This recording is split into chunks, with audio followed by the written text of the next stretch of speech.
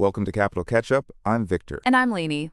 Today we dive deep into a slate of recent congressional actions, from press freedom resolutions to bills about offshore resources, bail reform, and even fireworks. We'll break down what each measure does, why it matters, and how it could affect everyday Americans. Let's start with the Senate's two press freedom resolutions. Senate Resolution 715 passed this year, and its predecessor, Senate Resolution 204 from last year, both recognize that journalists around the world face escalating threats, especially in conflict zones and under repressive regimes.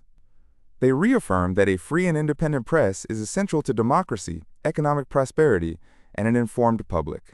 Both resolutions condemn the killing and detention of journalists and call for the unconditional release of any wrongfully held reporters. The language also urges the President and the Secretary of State to preserve and build on U.S. leadership in protecting press freedom. Historically, Congress has used resolutions on World Press Freedom Day, May 3rd, to send a diplomatic signal.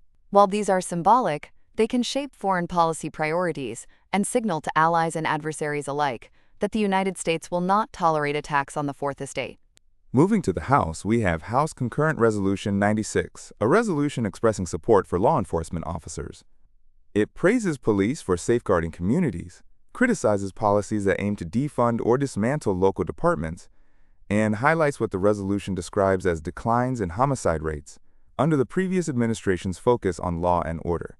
This is part of a long tradition of congressional commendations for first responders, but it also reflects the ongoing national debate over policing reforms. The resolution doesn't create new policy, but it does send a political message. For everyday citizens, it may influence how local officials allocate resources or shape public perception of law enforcement.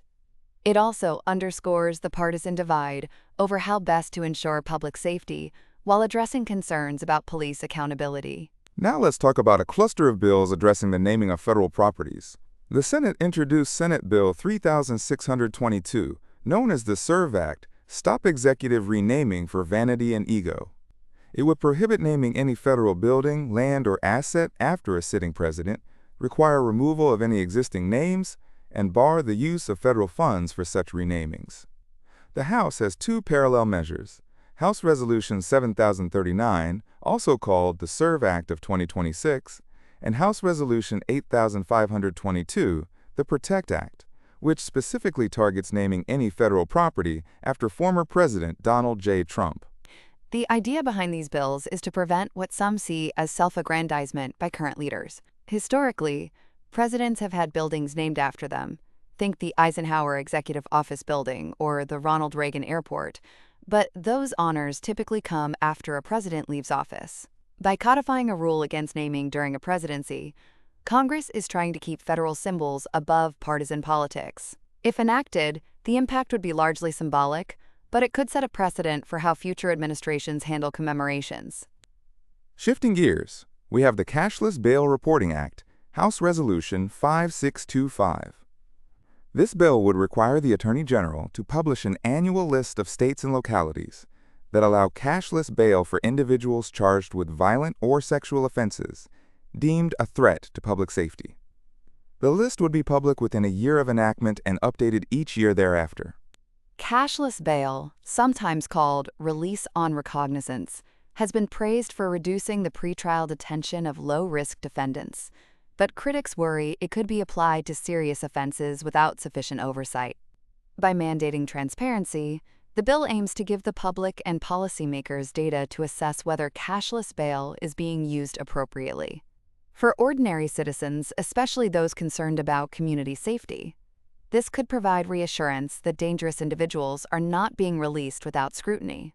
Next, the Offshore Parity Act of 2026, House Resolution 8542, addresses the Gulf states of Louisiana, Mississippi, and Alabama. It would delegate management of newly expanded submerged lands to those states, giving them authority over oil, gas, and other energy activities, as well as fisheries, within the expanded seaward boundaries. The states would have to meet resource and management conditions within 5 years, and the bill includes provisions for revenue collection, liability, and bond transfers related to oil and gas leases. This is a classic example of federal-state partnership over natural resources. Historically, the federal government has controlled offshore mineral rights, but there have been periodic pushes to give coastal states more say. Think of the Gulf of Mexico Energy Security Act of 2006. If passed, the act could boost state revenues, give local officials more control over environmental stewardship, and potentially affect the price of gasoline and seafood for consumers nationwide. Related to maritime issues, there are two bills about boating fees. House Resolution 8550 and Senate Bill 3985, both titled the State Boating Act, would allow states to require payment of state fees as a condition for issuing a vessel number and to collect those fees alongside other registration fees. The revenue could fund search and rescue, boating safety programs, and efforts to combat aquatic invasive species. Boating is a popular recreational activity, especially in coastal and lake regions. By giving states flexibility to levy fees tied directly to safety and environmental protection, these bills aim to improve the infrastructure that keeps boaters safe and preserves water quality. For a family planning a weekend on the lake, the impact might be a modest increase in registration costs, but potentially better rescue services and cleaner waterways. Turning to technology and privacy, Senate Bill 4402 requires the Attorney General and the Director of National Intelligence to produce a public report on the use of artificial intelligence to access unminimized information collected under the Foreign Intelligence Surveillance Act of 1978. The report must detail the purpose of each AI system, testing processes, data sources, and include a notification and assessment before any future AI system is granted access. This bill reflects growing congressional concern about AI's role in surveillance. The FISA framework was designed for targeted, court-approved collection of foreign intelligence. Introducing AI could dramatically increase the scope and speed of data analysis, raising civil liberties questions. By mandating transparency, the bill seeks to balance national security with privacy rights. For everyday Americans, it could mean greater oversight of how their data might be accessed in intelligence investigations. The Fireworks for Freedom Act, House Resolution 8593, proposes a temporary waiver of certain federal and state fireworks regulations during the United States' 250th anniversary year. The waiver would exempt fireworks displays from permitting, licensing, storage, setback, and fire code requirements, while preserving safety standards for manufacturing, sale, and purchase, and maintaining EPA Clean Air Act compliance. The waiver would expire on December 31, 2026. Celebrating a quarter century of independence with more fireworks sounds festive, but the bill also raises safety and environmental concerns. By lifting permitting requirements, local authorities lose a tool to manage crowd safety and fire risk. However, the bill explicitly preserves federal safety standards, so the intent is to streamline approvals rather than eliminate safety oversight. For communities planning large displays, the legislation could reduce bureaucratic delays, but organizers will still need to follow basic safety protocols. The Kenya Merit Renewing Our Pact Act of 2026, House Resolution 8524, focuses on federal civilian employees exposed to toxic burn pits during foreign contingency operations. It creates a presumption that certain diseases are proximately caused by that exposure, making it easier for affected workers to obtain workers' compensation. The Secretary of Labor would maintain a list of qualifying diseases. Burn pit exposure has been a long-standing health issue for veterans and civilian contractors.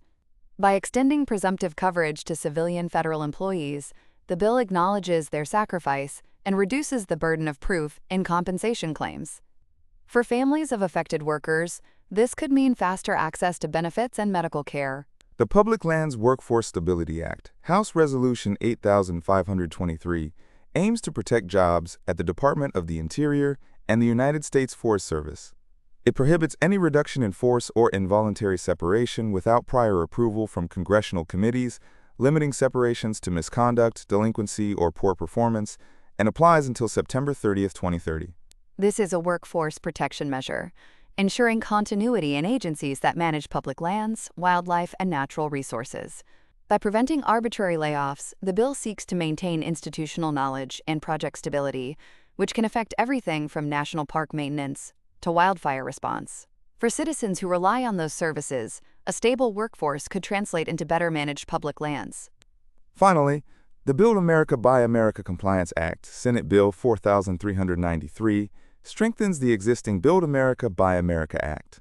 It requires federal agencies to submit annual compliance reports, listing programs that have fully implemented domestic material preferences and those that have not. It also emphasizes transparency around waivers to the domestic content requirements.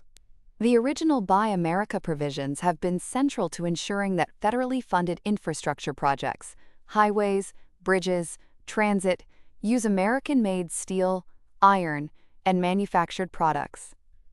By tightening reporting and oversight, this bill aims to close loopholes and ensure taxpayer dollars stay in U.S. factories, supporting jobs and the domestic supply chain.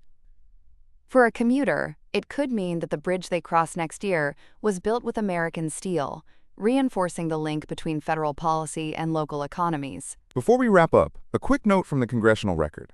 On May 7th, the House convened under Speaker pro tempore Robert J. Whitman, considered executive communications about national emergencies in Iraq and the Central African Republic, and received a report on a bill to increase education and training vouchers for foster youth.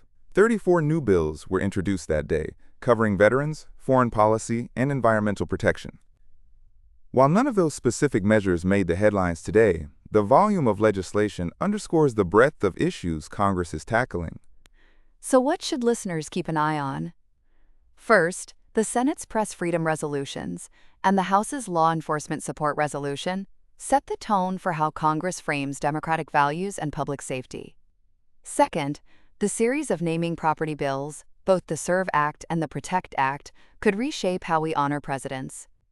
Third, the Cashless Bail Reporting Act will bring transparency to bail practices, a topic that directly affects community safety. Fourth, the Offshore Parity Act and the State Boating Act have tangible implications for energy, fisheries, and recreational boating in the Gulf and beyond. Fifth, the AI Surveillance Report Bill, the Fireworks for Freedom Act, and the Build America, Buy America Compliance Act each touch on technology, public celebration, and domestic manufacturing, areas that affect everyday life in subtle but significant ways. We'll be watching the committee hearings, floor votes, and any amendments that come up on these measures. If any of them move forward, they'll shape policy from the newsroom to the courtroom, from the Gulf Coast to the national highway system. Thanks for joining us on Capitol Catch-Up. Stay tuned for our next episode where we'll break down the latest developments and what they mean for you. Until then, stay informed and keep listening. Goodbye.